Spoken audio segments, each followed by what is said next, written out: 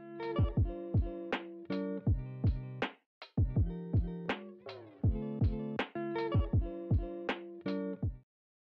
back to the fifth round of the Mediterranean Championship. Today, well, not today, but in this day, I was playing against an IM from Albania, 2400 IM, and I had the white pieces, and I started out with d4. Since I saw that my opponent played the King's Indian defense, which I actually pretty much like to play with the white pieces only.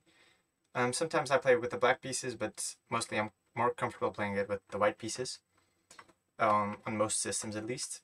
Well, to be fair, I like it from both sides, but yeah, I was feeling like a very imbalanced game, since I was quite hungry for a win. I had just came out of 3 draws in a row. So yeah, we have a standard King's Indian position. These are all highly played moves. He goes d5, the main line, castles, and knight bd7, which is a little bit of a sideline.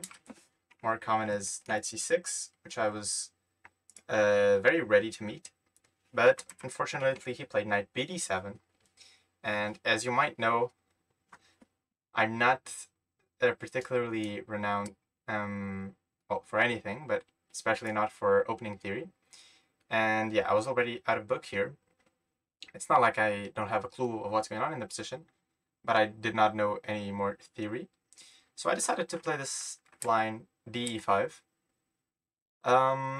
It's an extremely dry line, which doesn't go hand in hand with my strategy, or not strategy, with my intentions of winning this game. Normal moves here are bishop e3, and well, this one actually involves some theory, requires you to know some theory. d5 is the move also, and rook e1 is also a very sensible move. But I think the one I prefer is actually d5 here, and so on. I played DE, queen c2. This is a very normal way to meet this. c6, rook d1, queen c7. Queen e7 is also possible. That also has some games, but queen c7.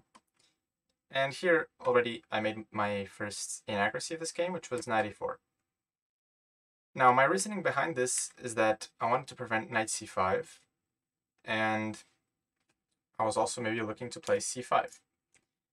But sometimes I have this where I try to make things too complicated. b3 is just a very normal move. And sure, after rook e8, bishop a3, bishop f8 takes, h3 to prevent bishop g4, since this is actually a very important thing to note. Let's say white makes a random move. Bishop g4 is exceptionally strong because another random move you trade, and this bishop is terrible. You can see it doesn't have any activity. This knight on f3 was much better than the bishop that was traded, and black is just previously gaining control over d4. So this would be a terrible decision. But after h3, knight e6, rook d2, b6, rook a1, bishop b7, to the surprise of about no one, we have a completely equal position. And I believe even if someone could be better in the future, it's black, but probably not, because white is up some tempos in development. And this is just a very dry, not to say drawn position. I played this knight e4 move, which, sure, instead of equal, now it's better for black. So rook e8, b3, b6, bishop a3, bishop f8. We have a similar line, with the exception that my knight on a4 is simply stupid. So what happens is, after h3, again I have to prevent bishop g4, he goes knight e6, and I go knight c3, like a rat, going backwards, admitting defeat. The knight on a4 wasn't doing anything, and after bishop b7, if you notice the position we just saw, I had rook d2, rook d1 played, right? And in this position, I have none of those moves played because I played knight a4 and knight back to c3. So big brain there. Right, so what to do? Rook d2 is a move. And after queen b8, rook d1, c5, knight d5, bishop takes, c takes, knight d4, takes. Bishop b5 is a good move. Rook e4, bishop c6, queen d8, because the rook on a8 is hanging. So this is more or less a forced variation. Takes, queen d8, takes. And I think black has quite some compensation for the exchange, because he's got this very strong knight, and this pawn is already quite close to being a real asset, and also these ones could get rolling. I think black is much better here. So this is a way the game could have unraveled if, for example, I had played rook d2.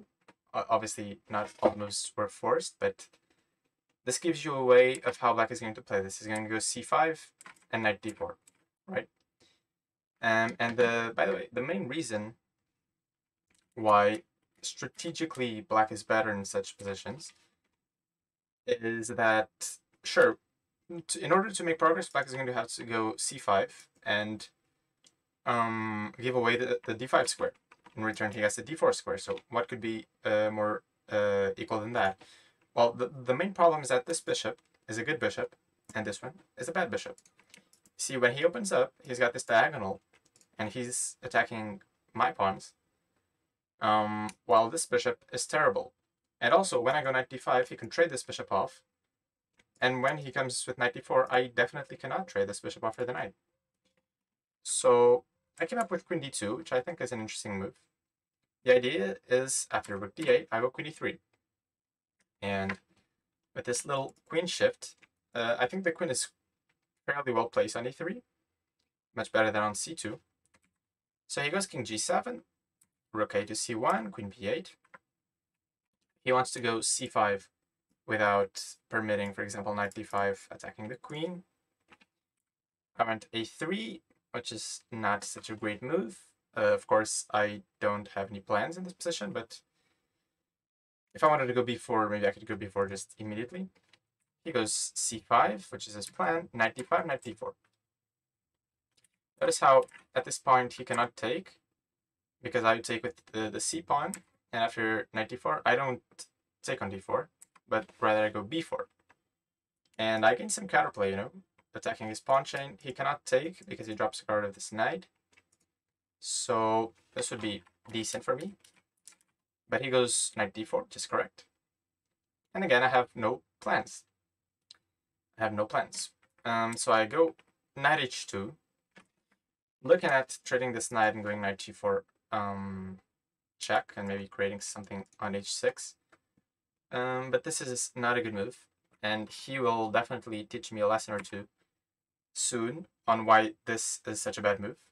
I go bishop f1, and I thought, okay, position is bad, but it's not terrible.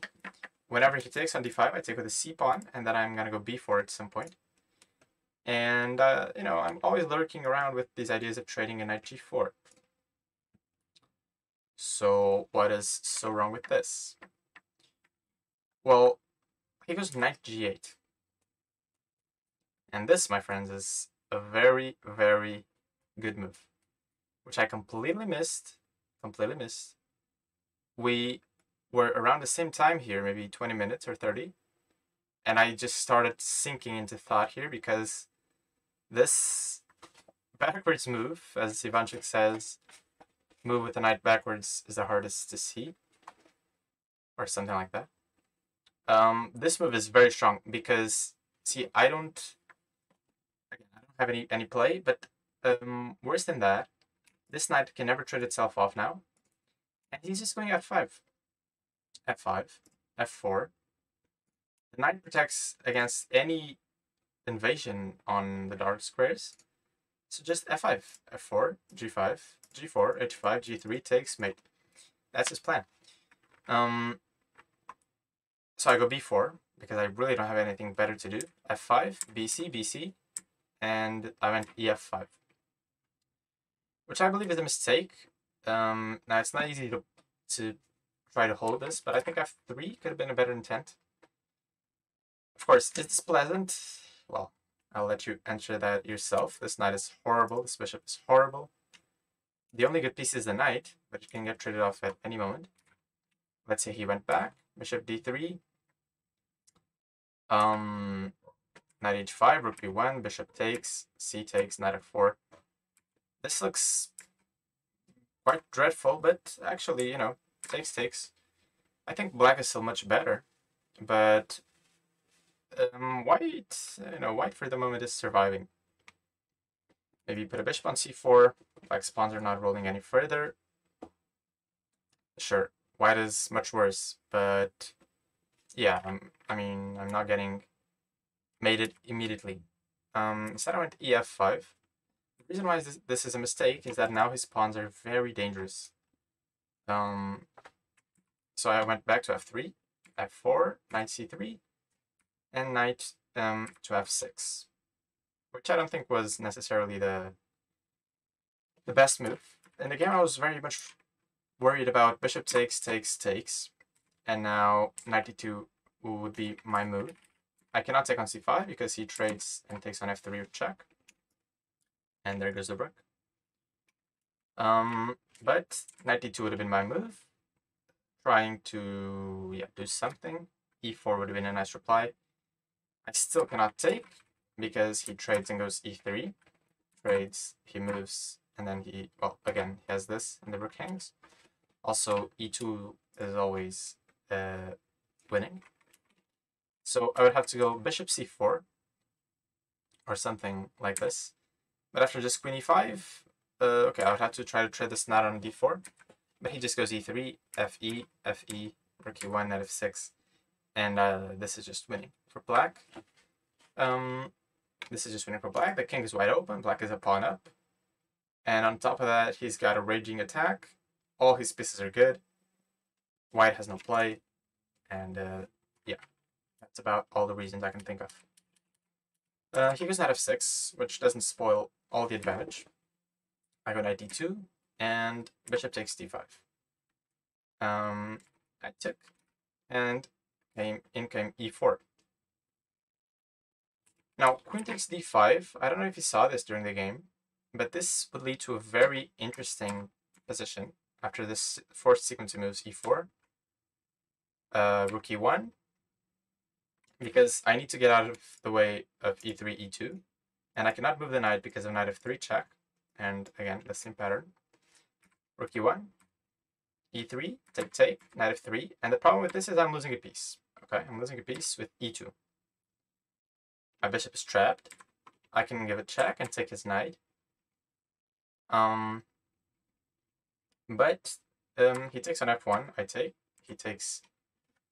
He trades the rooks. And okay, I take on e7. King f5. And I was thinking about this position during the game, and I thought, well, you know what?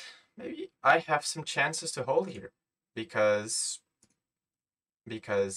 I have 2 pawns for the knight. By the way, an important note in this ending is that knight and bishop versus rook is a draw. So I just have to get this pawn. And it seemed feasible, you know, this pawn is running. He might have to direct some attention to that pawn. I thought I had some chances here. So let's go back. Queen takes d5 was very interesting for that reason. But I suspect he was he had some doubts about that endgame. So he plays e4, which still looks rather deteriorating for white. I played rook e1, rook c8, and bishop c4, which is not a good move. Knight b3 would have been a better move, in my opinion. And after knight takes b3, takes, queen takes d5, takes, rook c4, I think I have plenty of counterplay here.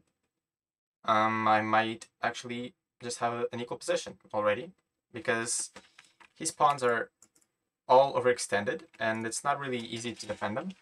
I think white has decent compensation here for the pawn. I played bishop c4, which allowed him to, it allowed him to take here, and I don't see anything wrong with this after just trades queen c4, queen f5.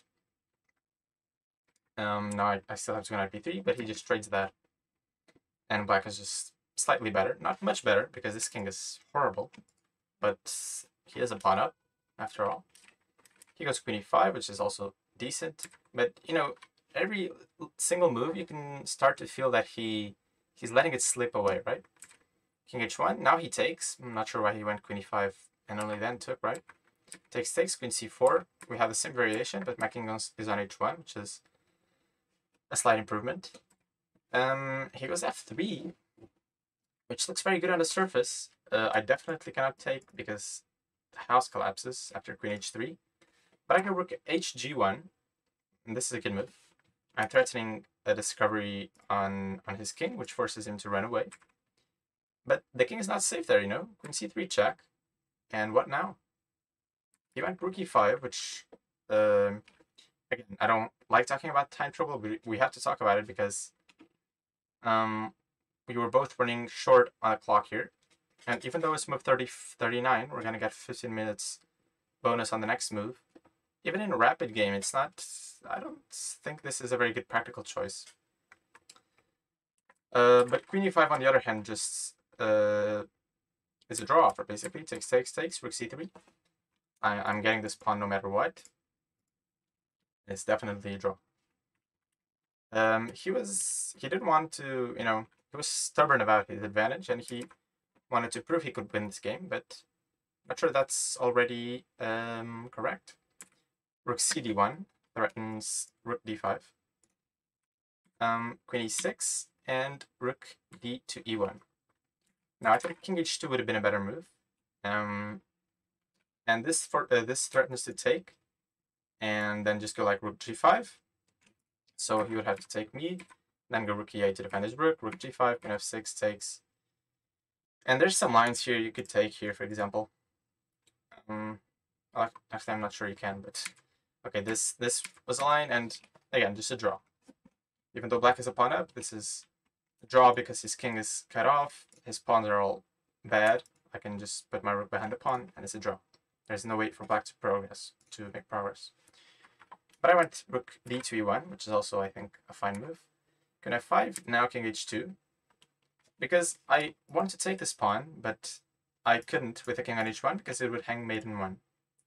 So that's not usually a good idea. Queen f4, king h1, and now rook d8 was his try to win this game, but I think this is just a big mistake. Now, I'm not sure how big of a mistake this is, because again, this is an extremely complex position, but the variation he went for here is just an outright blunder. I took on f3, and now this is basically a no return point for him. He cannot take with anything because he drops the rook all the way. So his point was rook d3, sure. I went queen b2, and I think white is just winning here all of a sudden. There's a lot of problems with the rook, namely rook takes e4, but more importantly, there's mate threatened. You know, puzzle rush mate on the back rank. Now, of course, he didn't just stumble upon this position. He had thought of queen takes f3, rook g2, queen takes h3, and it's funny that he's mopping up all my pawns, but in the end, in this position, he's lost. He's just lost. Again, I have queen b8 and queen e5 on the cards. And I think, essentially, the move he missed, it's a very nice move. Okay, I'm not going to show you that to create some suspense, but queen b8 here would not be good because of queen e8. Even this, I don't think, should be losing for white. I'm threatening mate here, rook d7. Maybe just queen b6. Maybe white is still even better. But yeah, I cannot take on e4 because now comes rook d1 check, and queen h6 check, and queen g6 check, and he takes on e4. But the move here that wins, I'm going to give you a hint. It forces en passant. and that makes it a winning move. F4, ladies and gentlemen, just wins the game on the spot because I'm just going to take this rook that's pinned next. There's no checks, there's no attacks, and if he takes on f3, actually, I'm going to show that if he takes, not rook takes e5, which is probably also winning, but queen b8 check now wins. The point is that after queen e8, now I can take. And the rook is defended, is defending the d8 square. So f4 is the final blow, and 1-0. He went rook d4, queen b8 check, queen e8, takes on e5. And the game ends very aesthetically on move 50 with a check. Now it's quite funny how from the last 4 rounds, this was probably my worst game.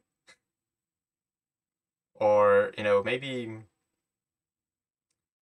my worst game. I think I played very poorly up until a certain point, and in the end I just managed to, I managed to hold on, right? And then he had to find some moves to win, like that variation where he would end up in rook and knight versus rook and some pawns. The life definitely wasn't easy for him, but in the end I managed to pull this little trick off. And yeah, back in move 44, g takes f3 was really the star move of the game, the reason why I won it. But yeah, it's funny how I think the worst move out of my last 4 games is the one that I actually win. But I'll take it any day of the week. I was also winning in the other game, and I drew inexplicably. So, that happens in chess. This was my 5th round, and I'll see you soon with the 6th round. Peace out.